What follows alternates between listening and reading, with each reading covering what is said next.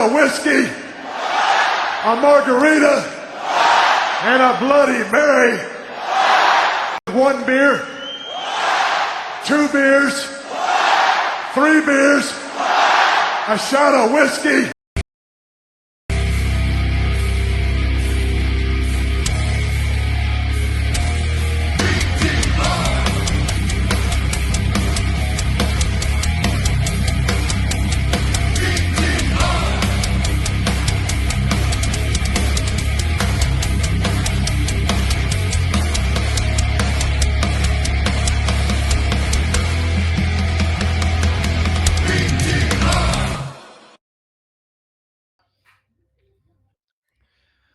Hello, everyone, and welcome to another episode of Beyond the Ropes BTR. We're here to entertain you. We're here to talk wrestling, and we're here to tell you what's going on from what we've been watching lately.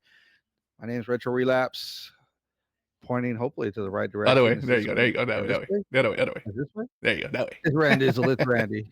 What's going on, My guys? partner in crime, Randizzle. Tell him what's up. What's going on, fellas? Welcome to another Beyond the Ropes episodic episode. The train is finally running. It's finally getting going, and we're getting there. Figuring out all these technical difficulties that we've been going through. They're quirks. I know, Jesus Christ. But kidding, man. We're getting there. But yes. You know what? If you want to watch back, we really need to change. I apologize for stepping on your toes here, man, but I think we really need to change this podcast, 2 Old Farts podcast, or 2 Old Men podcast, or 2 old grumpy men. 2 grumpy men.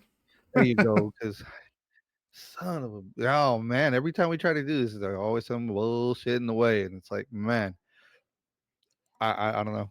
I it's discouraging, but you know what? When we're actually here and it's actually working and we're actually being able to talk, man, it's awesome. It's awesome. It's good times, and especially when you're talking about wrestling. So you damn right. But we appreciate you tuning live.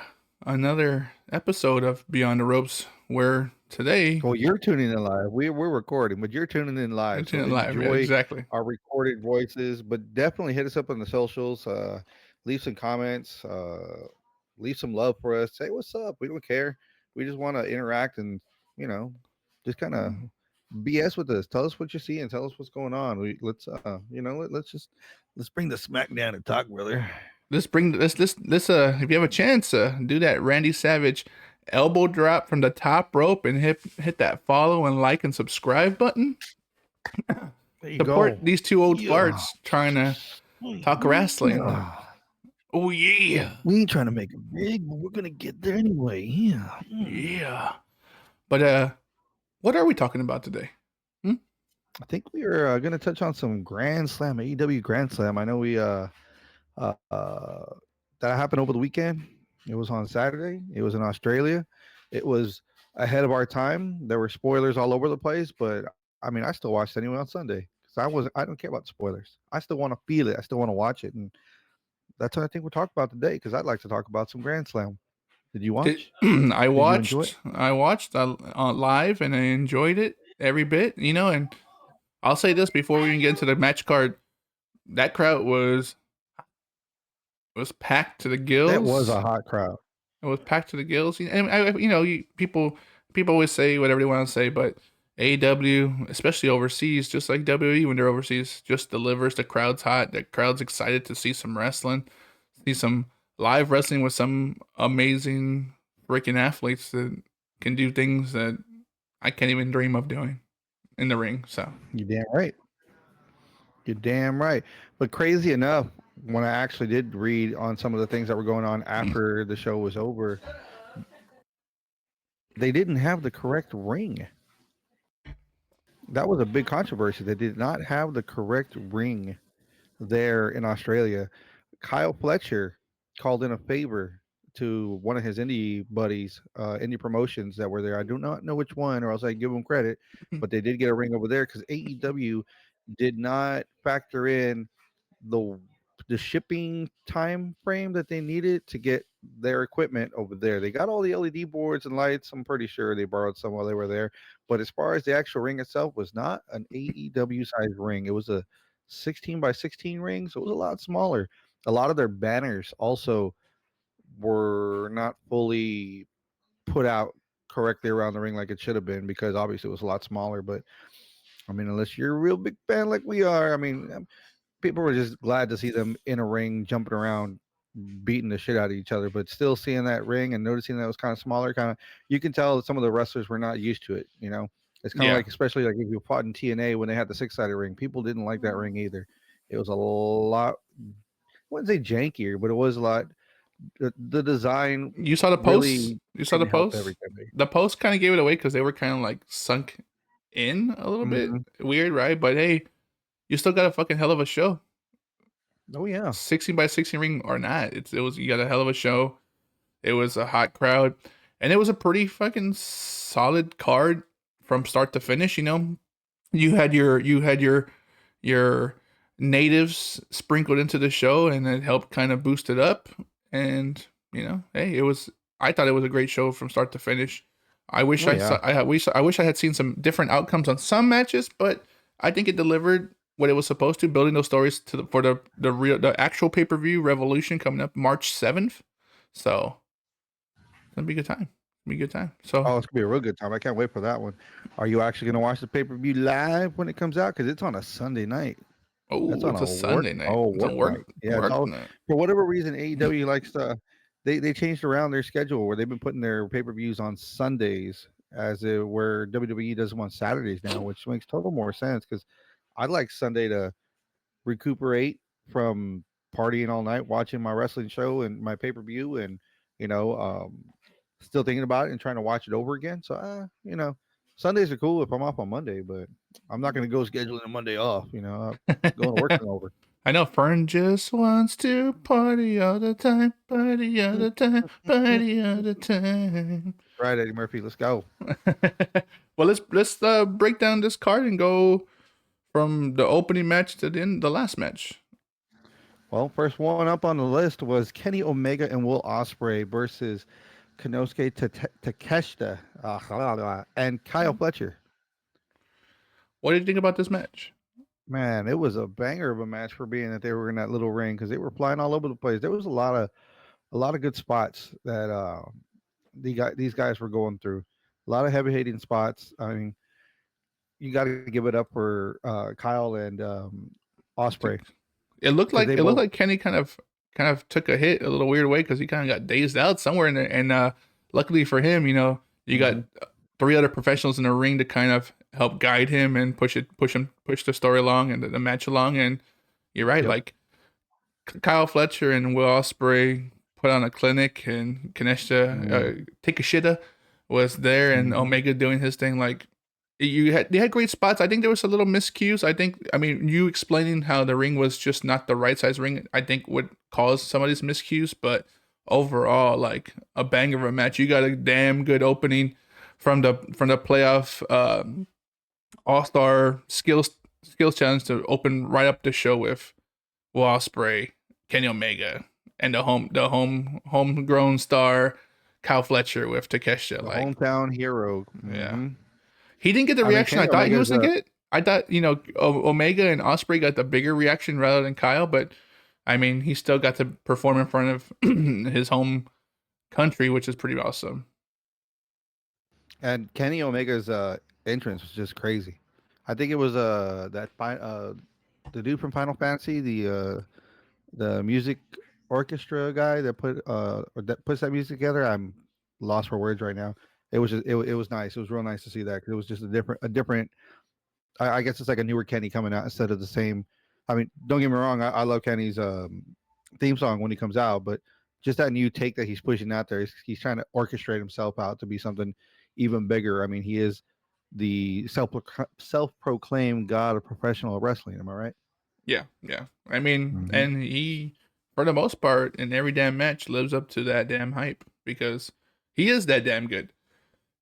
And his matches, in every match he's in, you know, we always say that there's not a lot of storytelling, but he does storytelling with his move set, and it's pretty badass. Like he doesn't need to speak so much on the mic; he just does it in the ring. And luckily, he has three other, you know, badass wrestlers to kind of flow along the progression of the storyline of whether it's him and Osprey or him versus the Don Callis family, whatever it is.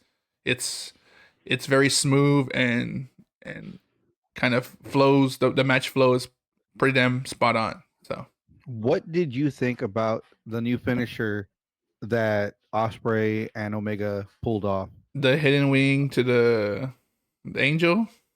The hidden blade off the top rope into the one winged angel. I thought it was unique to I was wondering, I thought they were gonna do like an LOD style, but reversed initially. And then It when I saw basically him pull was.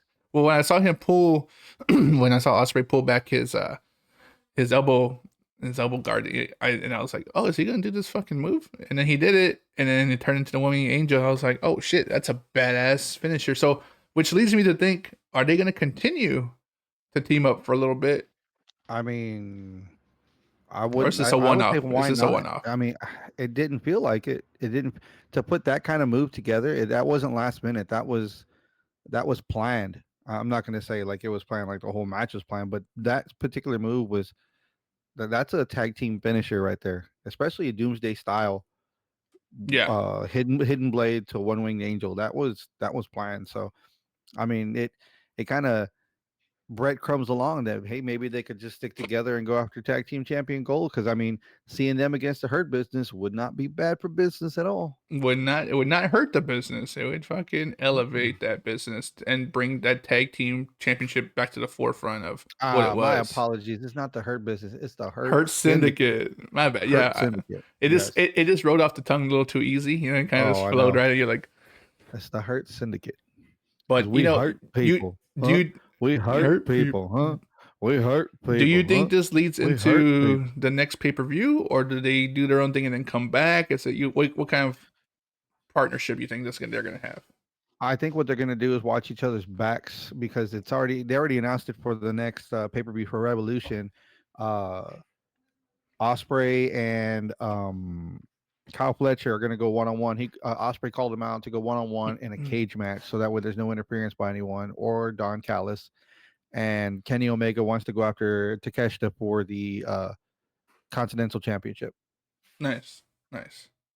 So if he has a Continental Championship, what does Okada have? Is it the International Championship? International champion. Okay. No, he has a Continental Championship. Okada has a Continental Championship. But who he has, and Katesha has The international. I guess Okay, Takeshita has the international. Okay. I was like, sounded wrong, but yeah, you're right. Yeah. I'm trying to see here if it tells me. Yeah, I just saw it what right does now. or what I it just saw is. it right now. Because Okada has the Continental. So, nonetheless, great match overall. The international people have the international championships. It's plain and simple. Overall, you can't take that away. Would you want to see this match again? Would you want to see him run it back, or is it just one and done and move on? If they run it back, I would like to see it. I would like to see them run it back. But if they're going to run it back and it's going to be on a pay-per-view, there needs to be a stipulation to the match. Okay. But realistically, if they're going to run it back, they're going to have to have belts up for it. So I'd like to see, let's say, Will and Kenny with the belts versus them two going after the belts in like a ladder match, or Some kind of stipulation. Some kind of stipulation. Yeah. Fair. Hey. I wouldn't want a hardcore match though, just because I mean, eventually they all turn into that, because I mean they're going to bring out weapons or a table or something eventually. So AEW is kind of lax when it comes to that. They're not going to disqualify, even though they should. But there's a lot of refs not paying attention, or if you want to say so. If you're gonna do it right. Make it worth it. Make it worth it. Give us the paid for stipulation. Let's just go with it. Agreed. Cool. Well, great match to the AEW TBS Championship match. That's right. Right into the Mercedes first Monet. Yeah. Money. The champ. Monet going after Harley Cameron, and Harley Cameron's there chasing after her TBS championship. Another native to Australia, Harley Cameron. Now I saw her leading up to this. Well, we won't call it we'll call it TV pay-per-view. Leading up to this TV pay-per-view, and she's an entertainer, man. She can do it all. Ventriloquism, singing, guitar player. she's getting better in the ring, but that's still it's a good thing that she was in with Mercedes, because Mercedes was able to kind of be the ring general in that match, and that match also Mhm. flowed. Like I kid you not, I had high hopes. I seriously thought that Harley Cameron could win, and that's good storytelling when you give someone who obviously has the credentials like Mercedes, and then you give a newcomer like Harley, and then Harley makes you believe that she could actually pull this off, this big ass upset, and win. So I thought it was a great match. For real. Yeah, it For was a real. There great. were a couple of spots there in that match that everyone, the crowd was totally behind Harley, thinking that something was going to happen. And I mean, it was leading off to it. She even brought out Minnie Monet. She even brought out the puppet. She Did you had the see? Did puppet you see that? there. Did you see that? Did you see that camera shot where she comes up and then the puppet comes up from on the other side of the ring? I Yep, started. I right there started. with her. That had me going. I started laughing, and I was like, "Oh, nice! What a nice kind of nice little call out to She's the build up." getting. Oh yeah, she's getting the comedic timing down very well in the ring when it comes to that stuff. So, I mean, dare I say, put it past if she doesn't fare too well in holding a championship there. I mean, she's still very green. She's still very, new to everything that's going on. We could see her in WWE. We could see her there She if she has the decides to she try to take it has that way.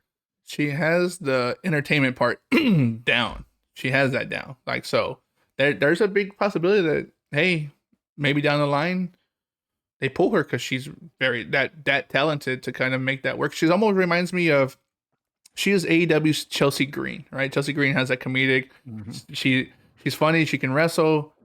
Harley Cameron is getting the wrestling part down, but you know, the other The girl just has a character little is what is the what's character. putting Yeah, her older. It's her character that's really getting her over. Her being her zany self, being funny, showing that she's got more than one talent, and just she's really putting herself over in that where she's won the fans over.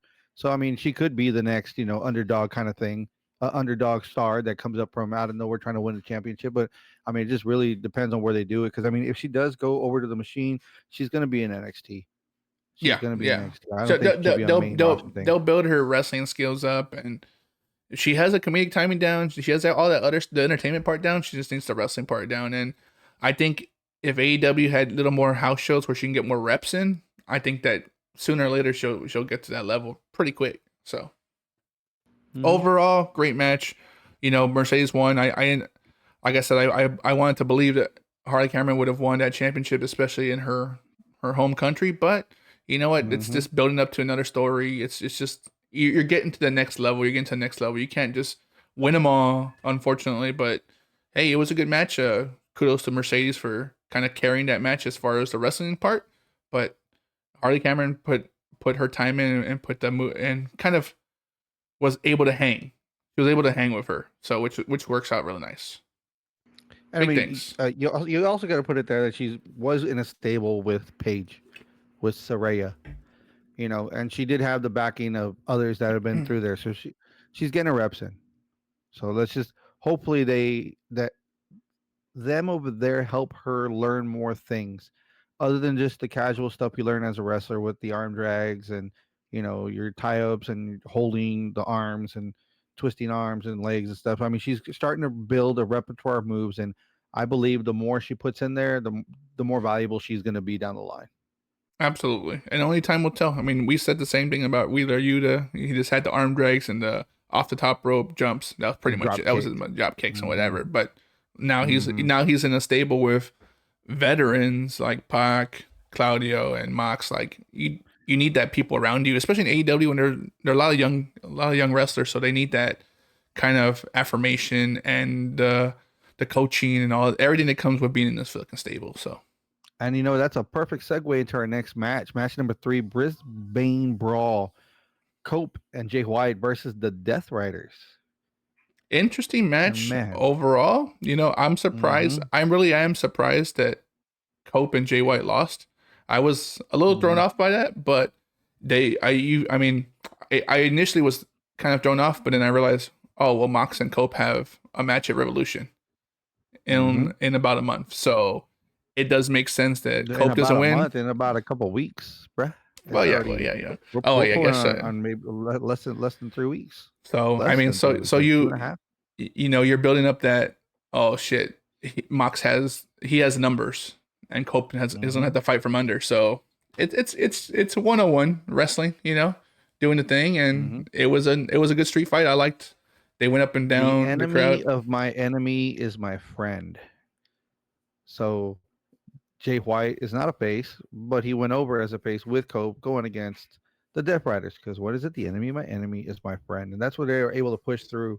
And I mean, give it up to the crowd, man, for finishing off Copeland's song. They cut it off halfway, and they just kept going, and they took it through, and you could see his face, and you could see him light up. That he was getting the goosebumps. That he was getting Larax fucking bullshit, the goosebumps, and then it just hyped him up when they finished singing his song from Metalingus of Metalingus from Alter Bridge. It's like, man, that's just crazy. When I'm a big fan of where the fans are still singing or going on and on with the wrestlers and their songs. Don't get me wrong, you know, Seth Rollins, you're always going to hear the whoa, whoa, whoa, you know, whatever. But like when they finish the songs, like when they were singing for Cody and doing that, and now they're doing Cope over here, it's so awesome to hear. Like the out of country, out of state, out of nation, different nation fan bases are just wild. And to be a part of that, you know that's pure energy. I think that's where the international fans have the stateside fans like they're fucking so pumped to see wrestling and these big old superstars. You just nailed. I mean, you hit the nail on the head. Like all those PLEs for WWE that were overseas in France and in Germany, in even in Saudi Arabia. Like these crowds are singing Randy Orton's song, they're singing Jey Uso's song, they're singing Cody's song, they're singing AJ Styles' song. Like they're chanting, they're going crazy, and Cope just got a nice little glimpse of that over in Australia, and people were fucking loving it. Like that's when you know that no matter what you do, you already got the crowd by the palm of your hand, and all they have to do is just put on a damn good show. That's all they gotta do. It was I it was was really hoping, I was really hoping that Copeland was going to pull out that concerto with the barbed wire chair before Wheeler Yuta came in and pulled it from him. I was really hoping that was going to happen. I wanted to see it. It's been a long time. It's been a minute. It's been a minute. I think they'll save that Mm-hmm. for another time. Obviously, probably for Oh, the for sure. next pay per view. But overall, great match. I am surprised that Jay White got over because he is from New Zealand, and Australia and New Zealand have like this Beef. love hate relationship, right? They kind of hate each other more than love each other, but because they're so close to each other in islands unto themselves, like he got a good reaction, but so did the Death Rider. So I mean, again, it's just a hot They're just crowd. happy to see these people. It doesn't matter what side they're on. They're just happy to see the people. As long as the heels are doing dirty things, they're going to get booed for it. But regardless, when they see them, they cry. They're just happy to see it, and that's awesome because they're lucky to get it once a year, Maybe once every at couple. that, right? Yeah, yeah. You get all But the you get all the shindies, but you don't get like these big companies going down there. This is twice they got it this year from they got what Money in the Bank from WWE, and now they got Grand Slam from AEW. So yeah, they're doing they're doing good. They're doing good, and yes, they are. we just need to kind of get that type of hype in stateside to kind of get that going. So, but on to Next on the list, next match match. 4, AEW Continental Championship. I can never say his name. Okada versus Buddy Matthews. His first name is hard for me. But Okada was taking on Buddy Matthews, and Buddy Matthews, they're chasing the championship from Okada. So, did you see what happened? Where when Buddy Matthews first got it, and he was getting playing to the crowd, and he jumped off the top rope, he rolled his ankle right off the back. I missed that. He But I did see later that he was limping later. Yes. So he was like yeah on the turnbuckle right when his for his entrance, and then when he jumped down, you can see him visibly roll his ankle real bad, and then he like the adrenaline kicked in and he went back flat. But you knew that I don't think was able to hit all his moves fully like he would have. because at the end of the match, you see him limping, and it wasn't from something that happened in the match. It was from the very beginning. So he went through the whole match with a sprained ankle, possibly maybe worse, but he finished the match. And although he wasn't victorious. Everyone, if you're a wrestling fan, you know Buddy Matthews can go, and he did. Oh yeah, he can go, and he put on a banger of a match. But yeah, I was reading on the sheets, I believe it was. Somebody threw out there that he had made comments on X, complaining about the ring, and you know, it it makes or breaks you when you're used to something a certain way. I'm pretty sure if you put some of the WWE wrestlers in a ring like they use for that night, they can't go the way that they usually go because you can Or feel it, vice you can versa, or tell. vice versa. When you go from the indies to a big ring, and you're running the ropes, and you're like, why am I Hmm. still running? Why am I still running? Yeah. It's a lot bigger, you know. I think Hmm. what they were saying, like the ropes AEW uses they use, what do they use? They don't use a rope. They actually use like steel cables, and WWE uses ropes. So sometimes it's just hard to Right. get the hop off. Same thing like with all the luchadors. It's hard. You got to get the spring right, and how far you're gonna actually have to jump, and how much the ropes are gonna help you. Same thing when you're bouncing off the But you ropes. also So have to think about what I was trying to get at where you jumped on me was the boards underneath.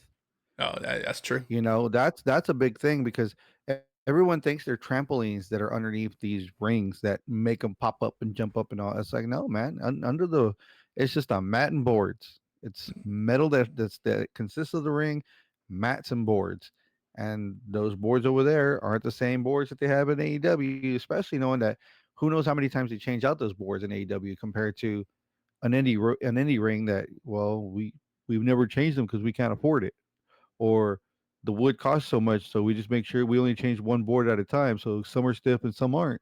So Yeah. I mean, there's possibilities endless of what went wrong for him to roll his ankle, but it sucks that it happened. But he still showed out. He wasn't gonna be a bitch and call it off unless it broke. Again, But even then, I another mean, look native. look at other wrestlers. Look at other wrestlers that have fought with broken limbs and said, "Nah, I'm gonna show out no matter what." Yeah, and I mean, he did show out. He was back home again, another native from Australia, and whether he was hurt or not, he didn't show it. He just went about doing business and getting the job done. And he unfortunately didn't win. Okada, again, I think because we haven't seen Okada so much often in AEW, that people just forget how good he is also. And he just kind of went at it, and him and Buddy Matthews had a great match. And I'm Are you sure it wondering, was that great though? Are you sure it was that great? You're kind of hyping it up because you forgot how he won. How did he win? what a Rainmaker. Low blow. He pushed the ref into the corner, and then he moved, and Buddy Matthews, and then he held him, and then he low He blowed hit him, a but low he still blow did the on Rainmaker. him He still and did the then hit the Rainmaker. Rainmaker. Still did the Right. Rainmaker. But he couldn't hit the Rainmaker without hitting that damn low blow while distracting the ref. Do you Pulling think? same old heel shit. If they had to go and that wasn't included, I'm pretty sure Buddy could have But pulled that off of him. do you think that they had to change the match because Buddy got hurt? No.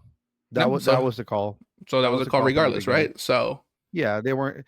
There was only one championship that changed, and there was one championship that mattered to them for that home crowd, and we're going to talk about that here in a minute.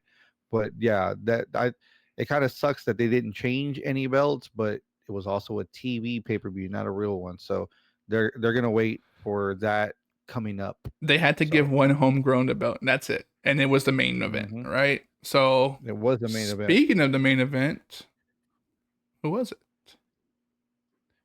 Match number 5, AEW Women's World Championship. Mariah May, the champion, versus Tony, timeless Tony Storm. What do you think about this match? Mm. Oh man, it was a good callback for her. It was a good callback for Tony Storm. She needed to come back. She needed to bring back that character, and she brought it back full force. And man, it was a good match. It was a good match between both of them. They took it to their limit. They took it to their time limit, and knowing that both did not want to go down with either one of their finishes really made it real watchable, edge of the seat. Because what are you gonna do? You don't want to finish on mine. You don't want to finish on mine, and they keep hitting them and they keep hitting them. And And they hit finally, they each won. other's, and then they hit each other's on each other. They use each Right. other's, yeah. They So used each other's moves against each other, and Tony Storm still won with the roll up. with the basic roll up right at the end, Classic roll up. little boy school roll up, and call it a day. Mm-hmm. Schoolboy roll up. That's right. So I think, I mean, this match was good. Um, The tempo was a little slower, but I think Timeless Tony Storm is like the best thing going on in AEW. Like storyline, she's had a 5-month storyline. She has good matches. You're intrigued. You want to see what she's doing next because she plays this outlandish character, and you're getting to see it live against her nemesis, who in reality is a great wrestler because she's held that championship for 5 months and has defended it in good matches. So although she might cheat or whatever, she's still winning, and it made that build up for Australia that much better, right? And you're right, this is the only title that changed on a TV pay-per-view, but it was the one that mattered the most for Toni Storm. Mm-hmm. She is the first 4-time AEW Women's Champion ever. Yep. So New accolade to add to the notch of the belt. I just want to see where this goes next. Is she run it back, or do new competitors come up and it becomes more of a? Does it become more storied like she's been doing with Timeless, or is it like match? I would hope they give her a little time in between so that way they can build up for a new competitor for Tony. Not to say that we don't need to see another one with her and Mariah May, because man, yeah, I mean, let's watch it go again. Run it back. Excuse me there, but if they're gonna keep going with this, or if they're gonna keep pushing forward, I think it's time for a new star to step up. Whether it happened, I doubt it'll happen at Revolution. It may be too quick unless Mariah May is trying to pull where she gets a rematch. There we go. She's trying to get a rematch. Does AEW have that for the champions? Do they have the rematch clause for the champions? So like AEW doesn't have that anymore. WWE doesn't have it anymore, so I don't know if AEW has that. I don't know, because I haven't really seen anybody do that, because usually somebody's already ready in line saying, you lost, now it's my turn. Yeah. And then it ends up turning into a 3-way match for the most part. I mean, I've seen that happen too many times there. But I believe if they keep pushing with it, I think it's time for a new star to emerge and a new feud happen with Tony. But I mean, only time will tell, because the way they do it, someone comes in the fray, then that person pulls away, and they're all doing matches away from each other, and then they start intertwining with promos, and then towards the end of however long they're going with set, match that they're going to do, then they finally bring it up at the end after, I don't know, 6 weeks, 8 weeks of building up. Do you have a competitor in mind, or you just want to be surprised and see someone just move up the ranks? I don't have anyone in mind at the moment, because there's quite a few women that could come up the ranks over there. I don't want to see Sheeta. Correct. Because she's had her time, she's had her chance. I'd like to see Sheeta fighting, but running after Toni Storm for belt, nah, we don't need that yet. We need a true heel, because right now Timeless is just a face across the board. She's over completely. I don't want to see heel Willow. No. Nia Jax 2.0. I don't want to see that. If you're gonna do that, bring somebody up the right way and bring. You know what? If you're gonna bring Britt Baker back into the mix of things, bring her as a heel though. She hasn't had any kind of heel heat, but right away you want to give it to Britt, and Britt hasn't done anything to earn it. So I wouldn't throw her name in the hat either. I was like, if we're gonna do something, a Julia Hart comeback would be nice. That'd be nice. Let's see Julia do it again. But she's kind of going face or tweener with the Hellhounds, so that's not a good thing. Let's see Serena Deeb. Bring Serena Deeb in as a heel. Okay. Yeah. Thunder Rosa as a heel. I mean, we have some women in there that can do some heel work, but it's just everybody wants to go as a face. Not everyone can go as a face. True. But all in all, a good Grand Slam AEW card. I think a solid, for me, B+. You had some good matches. You had some, false finishes. You had, different outcomes. Obviously, it is a TV pay-per-view, but you got your money's worth. It was great. Australia got a great show, all in all. Yes, it did. And I want to see more of these, man. Like, I would say 3 out of these 5 matches had stories to build into it. So there was a little more going into it. Like, oh man, I really want to see this, or you just really didn't know who was going to win it. That's what makes wrestling. Like the anticipation of seeing what's going to happen.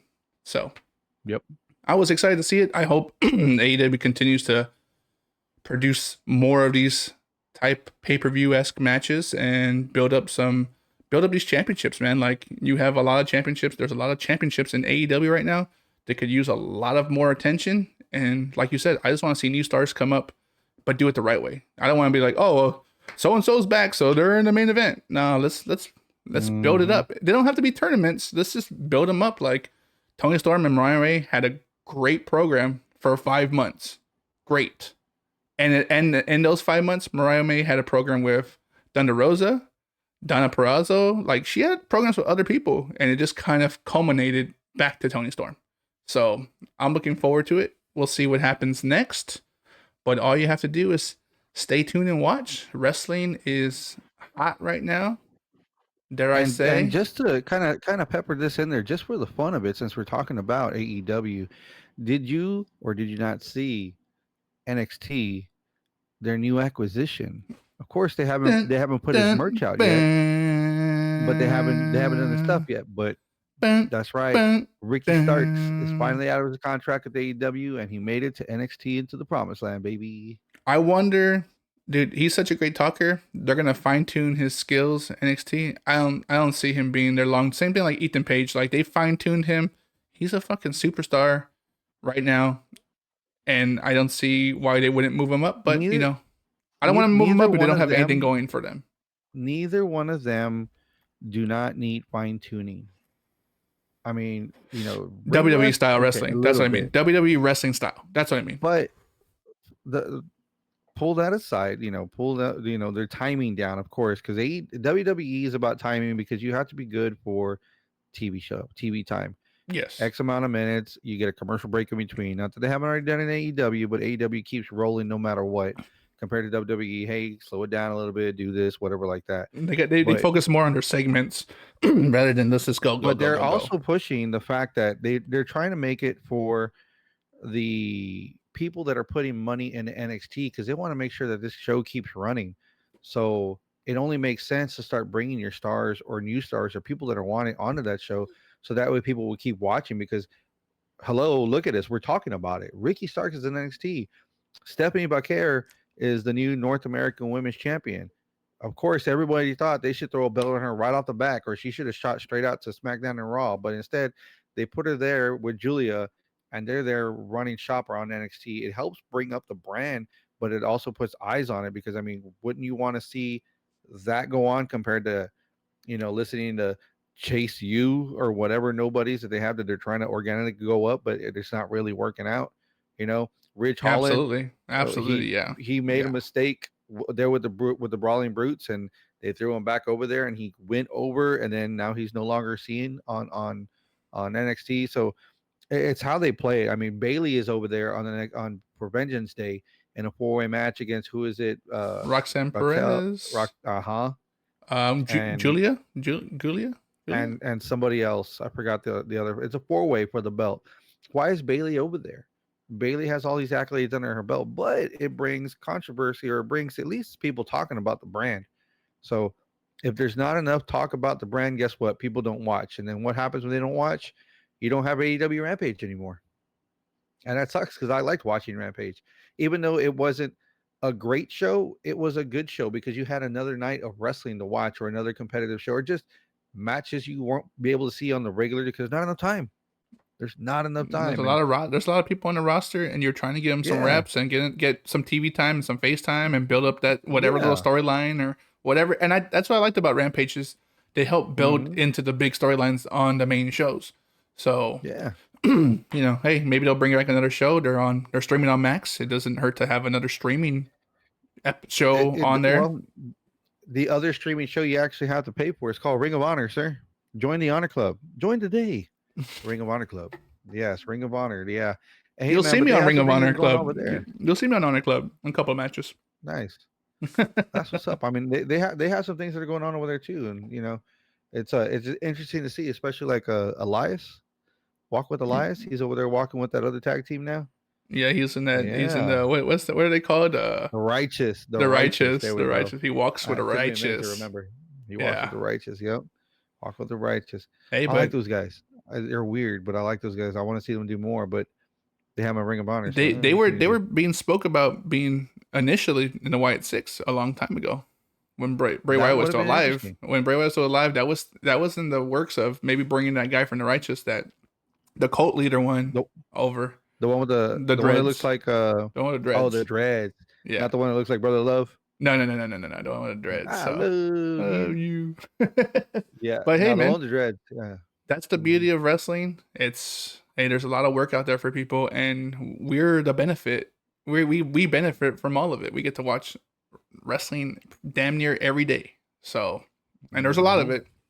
But come Plenty to watch. come hang out with us at Beyond the Ropes, where we can discuss Yeah. all this wrestling that's going on and BTR baby. get into more, hopefully sooner than later, get more into other companies. You know, AEW, we show AEW and WWE a lot of love, but there's plenty of other companies that are going on, and we'll have guest hosts come on and shoot the shit with us moving Mhm. forward. So it's a good time to be a wrestling fan. It's a good time to, like I said, hit that Macho Man elbow drop from the top rope and hit that like, follow, and subscribe button.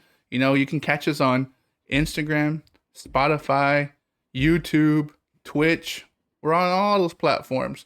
Come leave a comment, hang out, see what, type on there what you want to hear next, or maybe just give your thoughts on the pay-per-views or whatever's going on in WWE leading up to WrestleMania. There's a lot of good things going on, but you can only catch that here on Beyond the Ropes with RetroRelapse and Randizzle. Till the next bell Woo! rings, baby. Next bell. But hey, stay tuned for another episode coming up. This is pre-recorded because I won't be here, but this will be live on Thursday. So catch us. I'm Randizzle. That dude over there's a RetroRelapse. Hit us up. Again.